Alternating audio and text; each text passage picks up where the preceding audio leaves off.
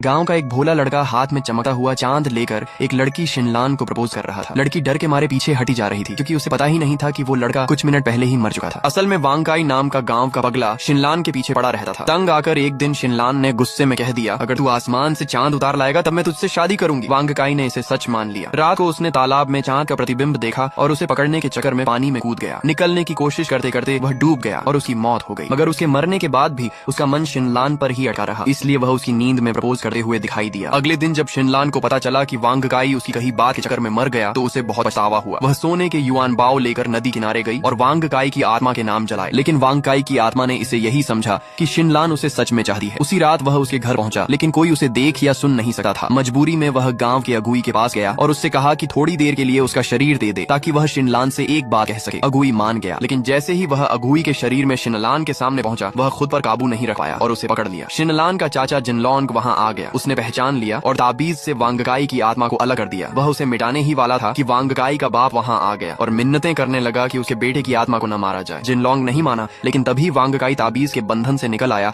और उसे धक्का देकर दूर फेंक दिया। उसकी आंखों में अचानक पूरी समझदारी आ गई, जैसे उसका दिमाग साफ हो गया हो। फिर उसने मौका देकर शिनलान की आत्मा को पकड़ा और रात में गायब हो गया। एक मजाक में कही हुई बात ने 2 जिंदगियां बर्बाद कर दी।